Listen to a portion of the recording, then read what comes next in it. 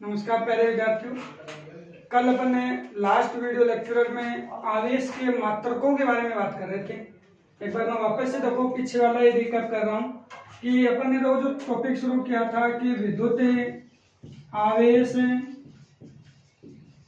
का मात्रक, और उस मात्रक में अपन ने देखो दो बातें बता चुके हैं कि पहले ही विद्युत आवेश की जो मात्रकों में अपन ने बात की थी उनमें अपन ने बताया था कि एम्पियर्स पद्धति में विद्युत आवेश का मात्रक कहा था, वो अपन ने ये कहा था कि एम्पियर सेकंड, और जिसे अपन ये कह रहे थे कि एसआई पद्धति में कूलॉम कहते हैं। एसआई पद्धति में अपन क्या कर देंगे, कूलॉम कह देंगे। तो याद रखना है कि एम्पियर्स में यदि पूछ रहा है विद्युत आवेश का मात्रक एम्पियर सेकंड, एसआई पद्धति में से अपन कूलॉम या कूलॉम कह सकते हैं, ठीक है ना, जिसे अपन सी से कह देंगे।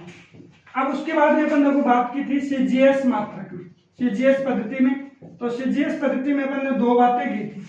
एक तो की थी स्थिर विद्युत इकाई, स्थिर विद्युत इकाई अपन ईएसयू, इलेक्ट्रोस्टैटिक्स यूनिट। ईएसयू का मतलब कह रहे थे इलेक्ट्रोस्टैटिक यूनिट कह रहे थे। इलेक्ट्रोस्टैटिक यूनिट में अपन ने ये कहा था स्टेट कूलॉम, या अपन ने कह दिया था फ्रैंकलिन कह सकते हैं इसको, स्टेट कूलॉम या फ्रैंकलिन अपन कह देंगे। दूसरी बात अपन ने की थी कि विद्युत चुंबकीय इकाई, विद्युत चुंबकीय इकाई की बात की थी, इसे अपन ये कह रहे हैं इलेक्ट्रोमैग्नेटिक यूनिट ईएमयू। ईएमयू में अपन ने कहा था कि परम कूलॉम से कह दें, या अपन इसको कह रहे थे एब कूलॉम। फिर अपन ने इन तीनों दफों अपन ने ये कहा था कूलॉम में लिया, ईएसयू वाली बात की और ईएमयू वाली बात की थी। इन तीनों के बीच में आपस में अपन ने रिलेशन पढ़ा था, और इन तीनों के बीच में जो रिलेशन मैंने लिखा था वो ये लिखा था कि 1 ईएमयू इक्वल अपन ये कहते हैं 10 कूलॉम, और इसके इक्वल 3 गुणा 10 की घात 10 ईएसयू कह सकते हैं। लास्ट लाइन देखो अपन ने ये लिखी है अपनी। अब यहां से देखो अपन एक बात और बता सकते हैं कि इनके अंतर्गत अपन यदि कहें तो इनमें अपन लोग जो लास्ट लाइन के अकॉर्डिंग अपन यदि कहना चाह रहे हैं तो देखो ये कह सकते हैं कि इन दोनों को यदि अपन बराबर कर रहे हैं, इन दोनों को यदि अपन बराबर करेंगे तो यहाँ से 1 कूलॉम के बराबर देखो 10 कूलॉम बराबर क्या हो गया, 3 गुणा 10 की घात 10 ईएसयू हो गया। यही कह रहे हैं। अब अपन लोग ये यदि अपन कह रहे हैं तो यहाँ से देखो 1 कूलॉम के बराबर अपन यदि बात करेंगे तो अपन 1 कूलॉम के बराबर अपने पास क्या होगा, 3 गुणा 10 की घात 10 बट्टे में 10 ईएसयू अपन कह देंगे। तो 1 कूलॉम बराबर क्या होगा, 3 गुणा 10 की घात 9 ईएसयू कह देंगे। ये कह सकते हैं भी। तो एक तो ये रिलेशन आ गया। दूसरा रिलेशन देखो इन दोनों के बीच में वापस तो यहाँ पे देखो 10 कूलॉम बराबर क्या होगा, ईएमयू अपन कर देंगे, और ईएमयू को अपन लोग यहाँ पे ये भी कर सकते हैं एब कूलॉम। इस पद्धति में अपन मात्रक की जो बात करें वो एब कूलॉम ही करें। तो 1 कूलॉम बराबर 1/10 एब कूलॉम लिख दो, या कई बुकों में एब कूलॉम की जगह ईएमयू आपको मिल सकता है। एक रिलेशन ये हो गया। अब देखो आपके दिमाग में क्वेश्चन ये उठा होगा कि सर इन मात्रकों के बारे में अपने पास क्वेश्चन कैसे आएगा। तो वो क्वेश्चन अपन के बीच में कैसे आएगा कि यह आएगा कि विद्युत आवेश के सीजीएस और एसआई मात्रक जो होते हैं उनमें संबंध लिखिए। सीजीएस और एसआई जो मात्रक होते हैं उनमें संबंध लिखिए। तो आप ये लाइन लिखें, फिर इनके बीच में देखो ये आपके पास कौन सा हुआ, एसआई हुआ, ये कौन सा हुआ, सीजीएस, ये अपने पास क्या हुआ, एसआई हुआ, और ये कौन सा हुआ, सीजीएस। तो इनके बीच में अपन ये दोनों संबंध है वो बता सकते हैं, ठीक है ना। फिर अपन यहाँ पे देखो एक अपनी नोट्सों की लास्ट एक लाइन थी कि विद्युत आवेश का सबसे बड़ा मात्रक क्या होगा, और एक अपने पास में यहाँ पे सबसे छोटा मात्रक क्या होगा। तो सबसे छोटे मात्रक की यदि बात अगला अपने से कर रहा है तो याद रखना स्टेट कूलॉम या फ्रैंकलिन अपन कह सकते हैं। सबसे छोटे यदि मात्रक की बात कहेगा तो आपको याद रखना है कि अपन क्या कह देंगे, स्टेट कूलॉम, या अपन यहाँ पे कह सकते हैं कि फ्रैंकलिन जो होगा वो अपन इसके मात्रक में अपन बता सकते हैं, ठीक है। अब अपन सबसे बड़े मात्रक की बात करेंगे तो क्या होगा, फैराडे होगा।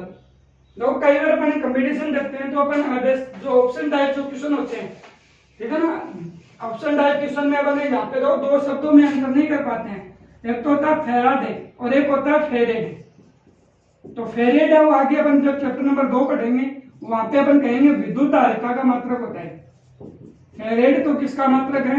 विद्युत धारिता का, चैप्टर नंबर 2 में आएगा भी। और अपने पास जो फेराडे की बात करें ना, वो अपने पास क्या है? विद्युत आवेश का बड़े मात्रक में अपन बता सकते हैं। और एक फेराडे के इक्वल अपन क्या कह सकते हैं कि एक फेराडे इक्वल 96,500 कूलाम अपन कह सकते हैं। तो इनके बीच में अपन जो संबंध वाली जो बात कर रहे हैं वो इनके बीच अपन संबंध ये बता सकते हैं, ठीक है ना। तो लास्ट वीडियो लेक्चर में अपन ने यहाँ तक पढ़ाया। अब आज अपन देखो नया टॉपिक शुरू कर रहे हैं कि विद्युत आवेश के गुण धर्म क्या होंगे।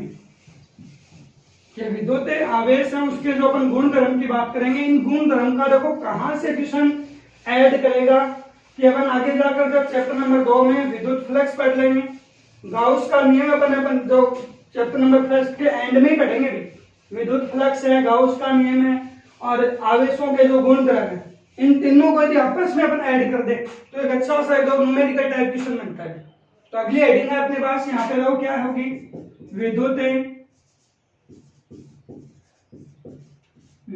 आवेश के गुण धर्म। तो विद्युत आवेश के जो गुण धर्म होंगे वो देखो अपने पास क्या क्या होंगे। विद्युत आवेश के अपन गुण धर्म की यदि बात अपन कर रहे हैं तो देखो पहला जो गुण धर्म होगा वो अपने पास क्या होगा? आवेशों का योज्यता नियम। आवेशों का योज्यता नियम। नंबर 2 होगा गुण धर्म में अपन कहेंगे तो दूसरा अपन ये कह देंगे आवेशों का क्वांटमीकरण। क्वांटमीकरण अपन कह देंगे। नंबर 3 होगा वो अपन ये कह देंगे आवेश संरक्षण नियम। आवेश संरक्षण नियम। और चौथा अपन पढ़ेंगे आवेशों की निश्चरता। आवेशों की निश्चरता। ये अपन लोगों को यहाँ पे अपन जो टॉपिक कहेंगे, आवेशों का योज्यता नियम क्या होगा, आवेशों का क्वांटमीकरण क्या होगा, आवेश संरक्षण नियम अपने पास क्या होगा और आवेशों की योज्यता नियम अपन जो निश्चरता क्या होगी। ये अपन लोग 4 गुण धर्म कहेंगे। तो कई बार यहाँ से छोटे क्वेश्चन में पूछ लेते हैं कि विद्युत आवेश के कोई 2 गुण धर्म लिखिए। तो गुण धर्म की यदि बात कर रहा है तो ये अपन बता देंगे, आवेशों का योज्यता नियम कह देंगे, आवेशों का क्वांटमीकरण कह देंगे, आवेश संरक्षण नियम कह देंगे, आवेशों की निश्चरता कह देंगे। एक बार देखो मैं आपको मौखिक के लिए बताता हूँ 4 गुण धर्म में। पहला अपन ये कहेंगे कि आवेशों के योज्यता नियम। योज्यता नियम से अपने को याद रखना आवेशों का योगफल करना है। जैसे अपन संख्याओं को जोड़ते हैं वैसे अपन आवेशों को भी जोड़ देंगे। तो वो अपने पास क्या होगा? आवेशों का योज्यता नियम होगा। आवेशों का क्वांटमीकरण होगा। जैसे अपन आवेशों का अपन एक कोई वस्तु होती है, उस वस्तु के अपन किन्हीं में अपने को डिवाइड करनी होती है। जैसे एक रोटी है उसको अपन छोटे छोटे टुकड़ों में डिवाइड कर सकते हैं। तो वैसा ही आवेशों का भी अपन डिवाइडेशन करेंगे। लेकिन आवेश ये होगा कि एक इलेक्ट्रॉन है तो एक का आधा इलेक्ट्रॉन नहीं करना है। एक वस्तु से दूसरी वस्तु में अपन स्थानांतरित करेंगे तो ये नहीं होगा कि आधा इलेक्ट्रॉन अपन दे देंगे। इलेक्ट्रॉन जाएगा तो एक पूर्णांक संख्या के रूप में स्थानांतरित होगा। वो क्या होगा? आवेशों का क्वांटमीकरण होगा। तीसरा होगा आवेश संरक्षण नियम। तो अपन ने देखो 11वीं में पढ़ा था ऊर्जा संरक्षण नियम। ऊर्जा न तो नष्ट होती न उत्पन्न होती बल्कि एक वस्तु से या एक रूप से दूसरे रूप में चेंज हो जाती है, ठीक है ना। एक रूप से अपने पास दूसरे रूप में गति से स्थिति में, स्थिति से गति में चेंज होगी, या यांत्रिक ऊर्जा होगी विद्युत ऊर्जा में चेंज हो जाएंगी। ये ऊर्जा संरक्षण नियम अपने पढ़ा है। वैसा ही आवेश संरक्षण नियम है। आवेश को न तो नष्ट कर सकते अपन, आवेश को न उत्पन्न कर सकते बल्कि एक वस्तु से दूसरी वस्तु में अपन स्थानांतरित कर सकते हैं। तीसरा टॉपिक होगा आवेशों की निश्चरता। तो आवेशों की निश्चरता के बारे में लोग अपन मौखिक के लिए बता सकते हैं कि अपन ये कहेंगे कि आवेश वो निर्देश तंत्र की गति पे निर्भर नहीं करता। निर्देश तंत्र चाहे गतिशील है चाहे स्थिर है, तो अपने पास जो आवेश होगा वो विरामावस्था में उतना ही आवेश रहेगा, गतिशील अवस्था में उतना ही आवेश रहेगा। जैसे देखो निश्चरता को मैं ऐसे बता सकता हूँ, मेरे पास मान लो कि 100 रुपए है और मैंने अपनी पॉकेट में डाल लिया और मैंने चलना शुरू किया, तब भी वो 100 ही रहेंगे। और मैंने दौड़ना शुरू कर दिया तब भी वो 100 ही रहने। तो वही अपने पास क्या है? आवेशों की निश्चरता है कि आवेश को अपने पास निर्देश तंत्र की गति पे निर्भर नहीं करता है। जो अपने पास विरामावस्था में जितना आवेश होगा उतना का उतना आवेश कहाँ होगा? गतिशील अवस्था में होगा। तो ये अपन क्या बता देंगे? आवेशों की निश्चरता अपन बता सकते हैं। अब देखो एक एक करके अपन इन पॉइंट वाइज अपन पढ़ते हैं। सबसे पहले देखो आवेशों का योज्यता नियम क्या है। योज्यता नियम में देखो मैं ये कहूं कि किसी निकाय का कुल आवेश, योज्यता नियम में देखो अपन योज्यता का मतलब ही याद रखना योग से है। तो किसी निकाय का कुल आवेश निकाय में उपस्थित सभी आवेशों के बीजगणित योग के तुल्य होता है। कोई भी निकाय होगा और उस निकाय का अपने पास कुल जो आवेश होगा वो निकाय में उपस्थित सभी आवेशों के क्या होगा, बीजगणित योग के तुल्य होता है। उसे अपन क्या कर देंगे, आवेशों का योज्यता नियम होगा। जैसे देखना कि मैं आपको ये कह रहा हूं कि एक निकाय ही है, चलो एक निकाय के रूप में अपन ये मान लें। अब इस निकाय में मैं कह रहा हूं कि Q1 आवेश है, Q2 आवेश है, Q3 है, Q4 है। इस प्रकार से कितने आवेश हो गए, Qn आवेश हो गए। ठीक है ना, कि अपन ये कह रहे हैं Q1 Q2 Q3 Q4 और डॉट डॉट अपन ये कह दें Qn आवेश उपस्थित है। और ये मैं कह रहा हूं कि ये अपने पास क्या है, निकाय है। तो इस निकाय का अपने को क्या चाहिए कि कुल आवेश चाहिए, निकाय का कुल आवेश, निकाय का अपने को क्या चाहिए, कुल आवेश। तो निकाय का कुल आवेश अपन लिख दें Q से। अब देखो अपने पास जो अपन लिख रहे हैं वो क्या है, आवेशों का योज्यता नियम। योज्यता नियम में मैं क्या कर रहा हूं कि निकाय का कुल आवेश निकाय में उपस्थित सभी आवेशों के बीजगणित योग के तुल्य होता है। तो निकाय का कुल आवेश तो मैंने क्यों लिख दिया, अब निकाय में यही तो आवेश उपस्थित है, तो इन आवेशों का अपने को क्या करना है, बीजगणित योग तो करना है। तो बीजगणित योग करेंगे तो Q1 plus Q2 plus Q3 plus Q4 और प्लस इस प्रकार से अपन करते जाएंगे तो अपने पास क्या रहेगा, Qn तक लिख देंगे। ठीक है ना। अब इसको देखो कि अपन ये लिख दिया कि Q1 plus Q2 plus Q3 plus Q4, इस प्रकार से अपन कहां तक आ गए, Qn तक लिख दिया। ठीक है ना, आवेशों को जो अपन ने लिखा है वो कहां तक लिख दिया, Qn तक। अब आपको मैथमेटिक्स में पता है कि प्लस का निशान किसमें अपन गायब कर सकते हैं, समेशन के रूप में लिख दें। तो समेशन के रूप में लिखेंगे तो ये हो गया, ये तो हो गया प्लस के साइन के लिए, सबका बीजगणित योग है तो ये समेशन अपन कहते हैं। अब देखो ये 1 है, ये 2 है, ये 3 है, ये सब बदल रहे हैं, तो इनको आई कर दो। आई का मान कहां से करें, देखो शुरुआत में क्या 1 और लास्ट में कौन है, n, तो आई का मान 1 से n तक हो गया। तो ये अपने पास क्या हो गया, आवेशों का योज्यता नियम हो गया। ठीक है ना। अब बात आई यहाँ पे अपन योज्यता नियम में अपन Q बराबर क्या हो गया, समेशन I बराबर 1 से n QI तक अपन लिख देंगे। अब यहाँ देखो एक समस्या और आ रही है कि अपने पास कई बार ऐसा आता है कि मैं ये लिख देता हूं, देखो यहाँ पे अपने पास आवेश मैंने 2 कूलम लिख दिया, अब Q3 मैंने 1 कूलम लिख दिया, Q3 अपन ने लिख दिया -3 कूलम और Q4 लिख दिया मैंने 2 कूलम। अब मैंने कहा कि आपको दिमाग में रखा सर, आपने तो ये कहा था कि आवेशों का योग करना है, योग तो करना है लेकिन जैसा साइन आपको दे रखा वैसा साइन रखना है। जैसे तो इसमें अपन यदि करेंगे तो इस निकाय का कुल आवेश क्या होगा, 2 coulomb plus 1 coulomb minus 3 coulomb plus 2 coulomb. तो अपने बात हो ये कितने होंगे, प्लस प्लस एक जगह जोड़ दो, माइनस को एक जगह कर दो तो कितना होगा, 2 कूलम होगा। आवेशों के योज्यता नियम में आपको याद रखना है, जैसे अपन संख्याओं को जोड़ते हैं ना वैसे ही आवेशों को जोड़ना है। जैसा आपके पास यदि प्लस साइन है तो प्लस लेना है, माइनस है तो माइनस लेंगे।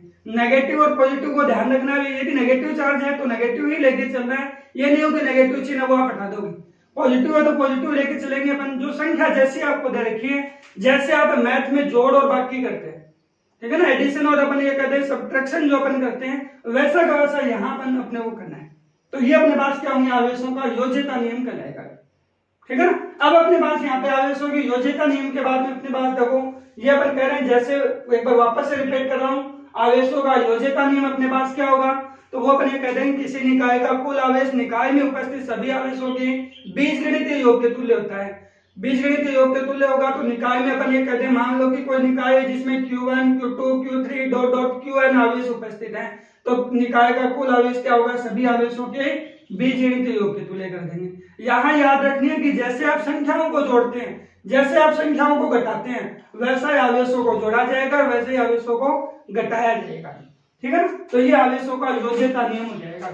दूसरा टॉपिक देखो अपने पास योज्यता नियम के बाद में इसका दूसरा जो गुणधर्म होगा वो मैं देखो आपको बता रहा हूं, आवेशों का क्वांटमीकरण है वो, या फिर आवेशों का क्वांटमीकरण, आवेशों का क्वांटमीकरण,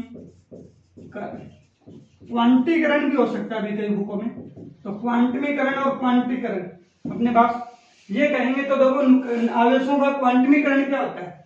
क्वांटमीकरण का मतलब होगा एक वस्तु से दूसरी वस्तु में इलेक्ट्रॉनों का स्थानांतरण एक पूर्णांक संख्या के रूप में होगा। एक वस्तु से दूसरी वस्तु में इलेक्ट्रॉनों का स्थानांतरण एक पूर्णांक संख्या के रूप में होगा। जैसे मैंने बताया था कि एक रोटी के अपन छोटे छोटे टुकड़े डिवाइड कर सकते हैं, लेकिन अपन आवेश यदि अपन करेंगे तो ये होगा एक अपन आवेश दे सकते हैं, एक इलेक्ट्रॉन दे सकते हैं एक वस्तु को, 2 इलेक्ट्रॉन दे सकते हैं, 3 इलेक्ट्रॉन दे सकते हैं, 4 इलेक्ट्रॉन। ये नहीं है कि अपन आधा इलेक्ट्रॉन दे दिया, आधा इलेक्ट्रॉन कभी भी स्थानांतरित नहीं करेंगे। तो अपने लोगों को क्वांटमीकरण में अपने को 2 बातें याद रखनी है कि अपन ये कहेंगे आवेशों का स्थानांतरण, आवेशों का स्थानांतरण एक वस्तु से दूसरी वस्तु में एक पूर्णांक संख्या के रूप में होता है, पूर्णांक संख्या के रूप में होता है, एक पूर्णांक संख्या के रूप में होता है। ठीक है, अब यहां देखो अपन एक बात और बताते हैं, एक पूर्णांक संख्या के रूप में होगा तो अपन ये कहते हैं, देखो मान लो ये वस्तु है, एक दूसरी वस्तु ये, अब इस वस्तु से यदि इलेक्ट्रॉन का स्थानांतरण करेंगे तो आप ये याद रखना है कि 1 इलेक्ट्रॉन दे सकते हैं, ठीक है ना, 1 कूलाम आवेश दे देंगे या 2 कूलाम आवेश दे देंगे या 3 कूलाम आवेश दे सकते हैं, ठीक है ना। या अपन ये कह सकते हैं 1 इलेक्ट्रॉन दे दिया, 2 इलेक्ट्रॉन दे दिए, 3 इलेक्ट्रॉन दे दिया, 4 इलेक्ट्रॉन दे दिया, 5 इलेक्ट्रॉन दे दिया। इस प्रकार करते करते कितने इलेक्ट्रॉन दे सकते हैं, n इलेक्ट्रॉन दे सकते हैं। n का मान याद रखना है कि अपने पास क्या होगा 1 2 3 4 5 6, अपन इस प्रकार से बता देंगे कि आवेशों का अपने पास है जो स्थानांतरण होगा वो एक पूर्णांक संख्या के रूप में होगा, ठीक है ना। आवेश है वो अपने को बताया, इलेक्ट्रॉन पे आवेश है वो प्लस भी, इलेक्ट्रॉन पे आवेश होता है वो माइनस होता है, प्रोटॉन पे आवेश होता है वो क्या होता है प्लस होता है। तो प्लस माइनस अपन यहाँ पे लिख सकते हैं, +-1 +-2 +-3 +-4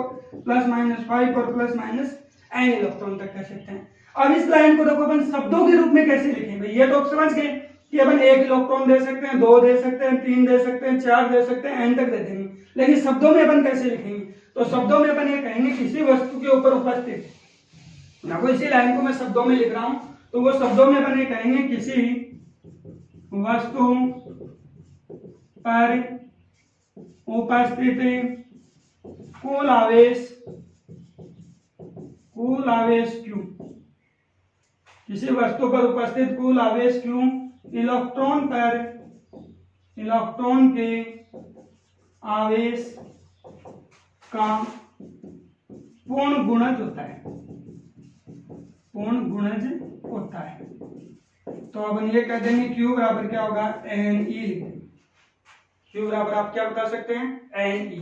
n का मान है वो अपन ये कह देंगे +-1 +-2 +-3 और इस प्रकार से +-1 n तक लिख सकते हैं। तो ये अपने पास n का मान अपन ये कह देंगे कि ये अपन आवेशों का क्वांटमीकरण होगा। याद रखना है सीधा सा कि एक वस्तु से दूसरी वस्तु में यदि अपन इलेक्ट्रॉन का स्थानांतरण करना है तो एक पूर्णांक संख्या के रूप में करना है। जैसे देखो अपन एक छोटे थे तो पहले के कांच की गोलियों से खेलते थे, तो कांच की गोलियों से अपन खेलते थे, तो यदि अपन इन गोलियों को अपन एक से अपन दूसरे को देते थे तो या तो 1 देते थे या 2 देते थे, ये थोड़ी अपन उसमें बीच में से उसको तोड़कर आधा दे देते, आधा देते, वो तो अपने पास कांच की गोली रहती नहीं, ठीक है ना। तो कांच की गोलियों को जैसे अपन आधा नहीं कर सकते वैसे ही याद रखना है आवेशों को भी अपन आधा आधा नहीं कर सकते हैं कि अपन आवेश का स्थानांतरण यदि करेंगे तो एक पूर्णांक संख्या के रूप में ही करना है कि या तो आप 1 इलेक्ट्रॉन दो या 2 दो या 3 दो या फिर n देंगे। ये आवेशों का क्वांटमीकरण होगा। और आवेशों के क्वांटमीकरण को बताने वाले जो वैज्ञानिक थे वो थे मिलिकर। आवेशों के क्वांटमीकरण को बताने वाले कौन थे, मिलिकर नामक वैज्ञानिक थे। और उन्होंने ये बताया, अपने एक प्रयोग किया था तेल बूंद प्रयोग। कौन सा प्रयोग किया था, तेल बूंद प्रयोग किया, और उस तेल बूंद प्रयोग के आधार पर आवेशों के क्वांटमीकरण की व्याख्या कर दी, ठीक है ना। तो ये हो गया अपने पास आवेशों का क्वांटमीकरण। तीसरा पॉइंट अपने पास है बंदों को आवेशों का गुणधर्म अपन पढ़ते हैं, तो वो देखो अपने पास क्या होगा,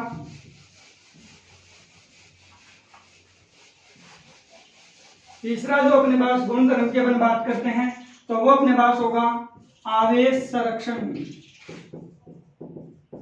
आवेश संरक्षण तो इसमें आपको सीधा सा याद रखना है कि आवेश को न तो नष्ट कर सकते न ही उत्पन्न कर सकते, बल्कि एक वस्तु से दूसरी वस्तु में अपन स्थानांतरित कर सकते हैं।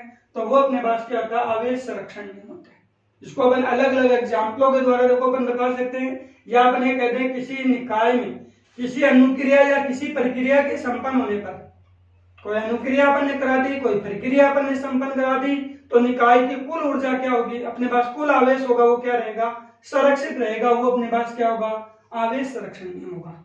दो शब्दों में अपन बता सकते हैं, वापस से सुनना।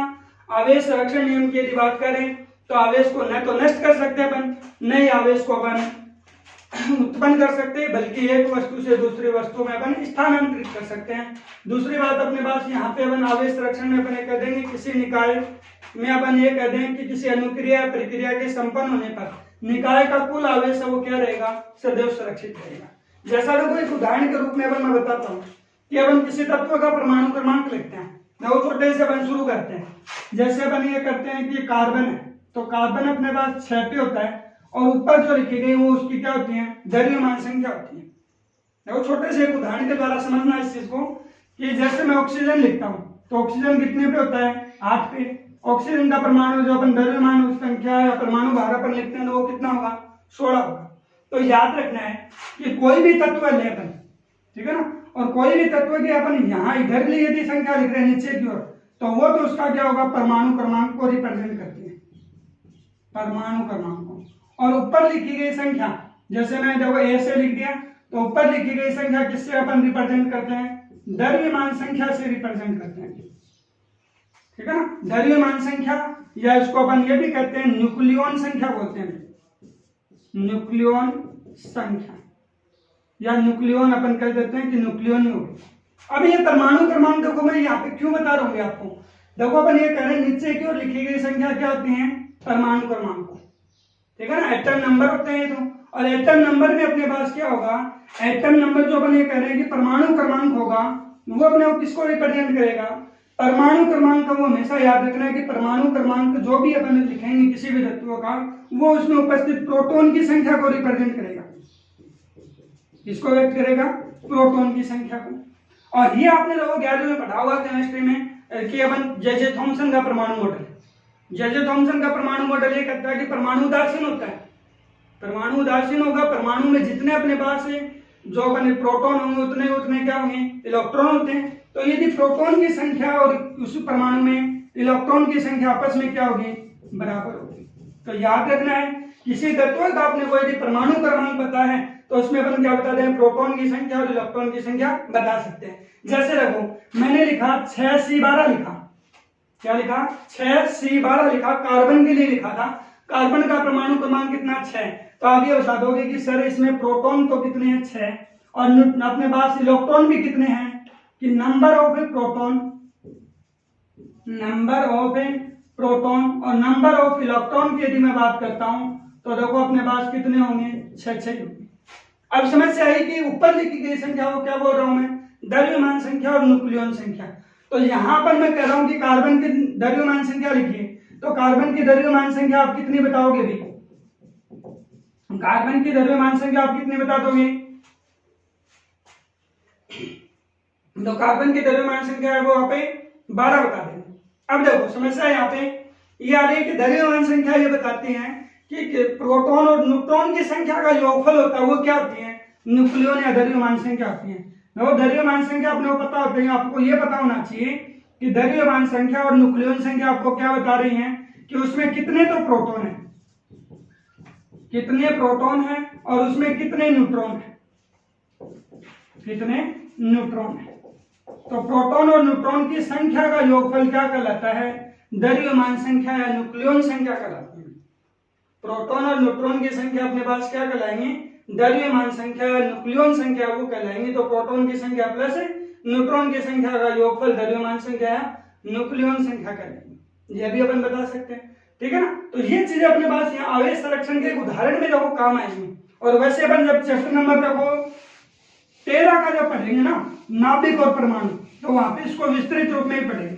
जैसे मैं देखो अब केवल आप ये याद रखो कि जैसे आप नीचे की ओर जो संख्या लिखी गई है, मैं ये लिखता हूं तो नीचे की ओर संख्या लिखी गई वो उसका क्या होगा, परमाणु क्रमांक होगा।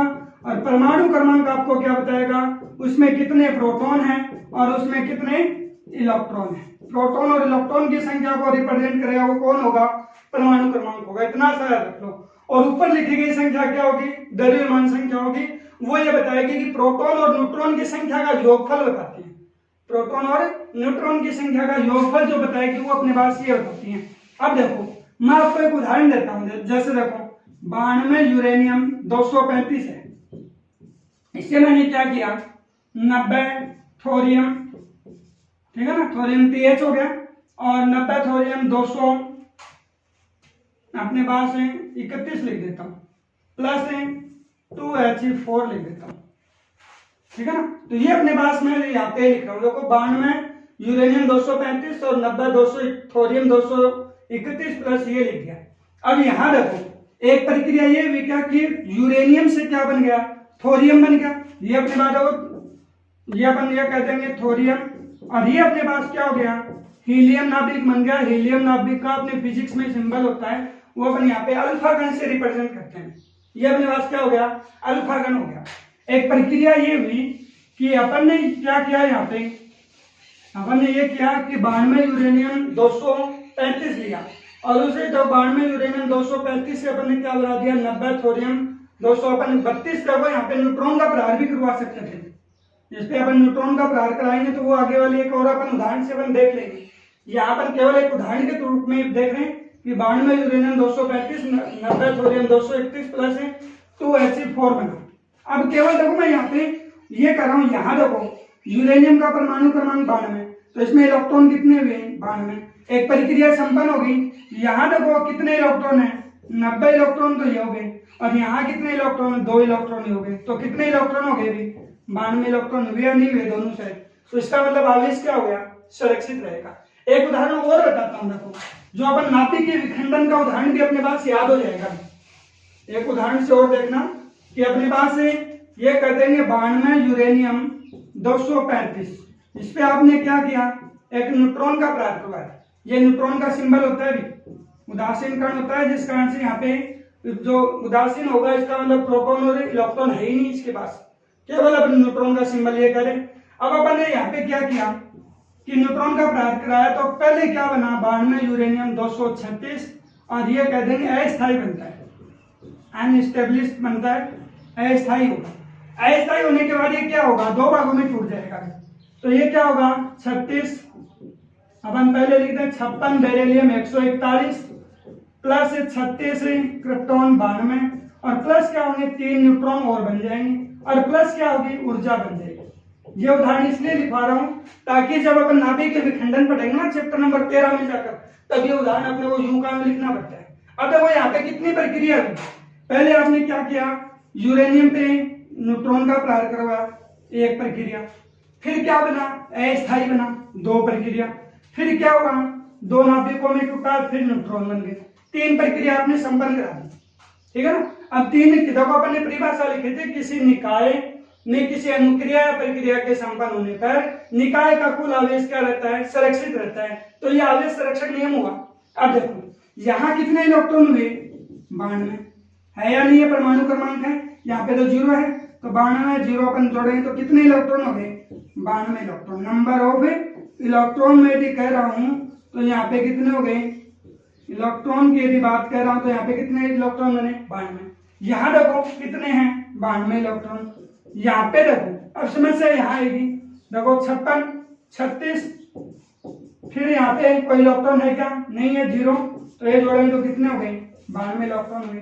प्रत्येक जगह इलेक्ट्रॉनों की संख्या कितनी है, 92। तो ये अपने पास क्या होगा, आवेश संरक्षण नियम अपन बता देंगे। एक छोटा सा टॉपिक और है, वो अपन देखो आवेशों की निश्चलता। चौथा जो गुणधर्म है वो अपने पास छोटा सा टॉपिक के रूप में आपको दे रखा है कि आवेशों की निश्चलता के बारे में अपन देखो क्या बताएंगे। चौथा गुणधर्म होगा आवेशों की निश्चलता। आवेशों की निश्चलता के बारे में अपन बता देंगे। तो देखो आवेशों की निश्चलता अपने पास क्या होती है, आवेशों की निश्चलता में अपन ये कहेंगे कि किसी भी निकाय का जो कुल आवेश होता है वो निर्देश तंत्र की गति पे निर्भर नहीं करता। आपको तो इतना याद रखना, निर्देश तंत्र की गति पे निर्भर नहीं करता।